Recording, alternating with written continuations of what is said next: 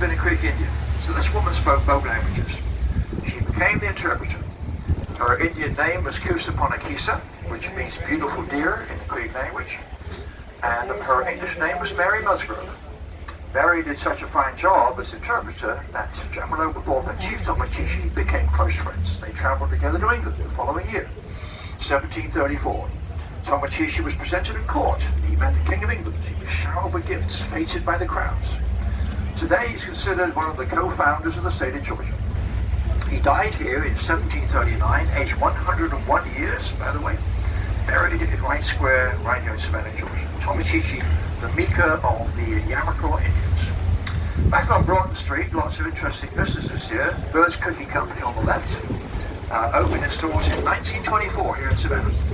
They've been making fresh cookies every day since, so you want to try and get yourself a bag of Birds while you're here. And also on the corner on the left ahead of us is Leopold's Ice Cream, the most famous ice cream parlor in America. Opened in 1919, still owned by the same family, rumored to be the finest ice cream in the nation. So while you're here, don't forget to get yourself a bag of Bird's cookies and get yourself a scoop of Leopold's Ice Cream. And if you want to call yourself an honorary Savannian, you should stop us right here on the corner.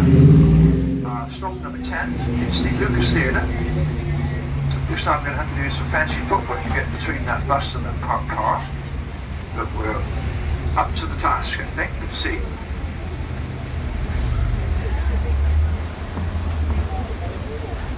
Oh, that fell moved. That's good.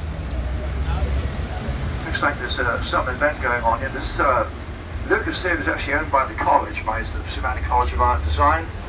Looks like they're having an event here today. Is anyone doing stop number 10, by the way? If not, we'll scoot on through, I think, because it looks a bit busy then. You are, of course you are, of course you are.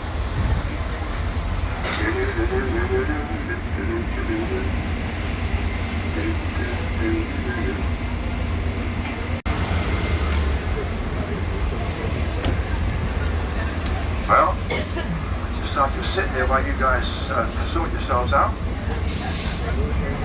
Yeah.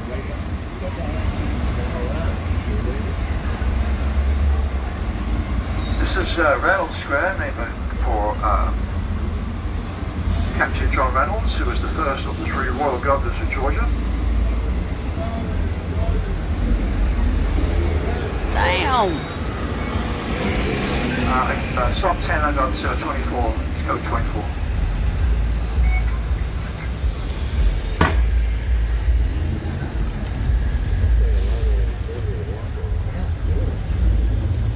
And if you look here up on the left, there's a lovely old building there, a pink-coloured building with white columns outside the front door. It's called the Old Pink House.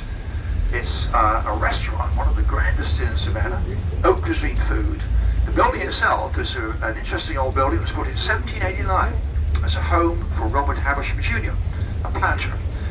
So this is an authentic 18th century plantation house where you can get some of the finest food in Savannah. One of my favorite spots in town, the Old Pink House.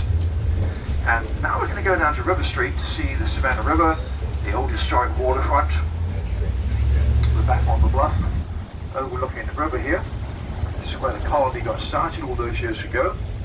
Most of Savannah is very low-lying, swampy soil, but this bluff is 40 feet high, and this is what attracted Oglethorpe to the spot to build his colony. He wanted somewhere that was going to be good to defend, easy to defend, and from this 40-foot bluff, he had a wonderful view in all directions. You can see people coming up the river, and so this was the spot he decided to build the city of Savannah.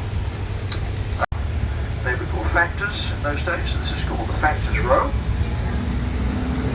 And over on the left, we're going to go down one of these interesting cobbled lanes, which are built to bring the horse-drawn wagons of cotton from the railroad station down to the port to be loaded on the ships.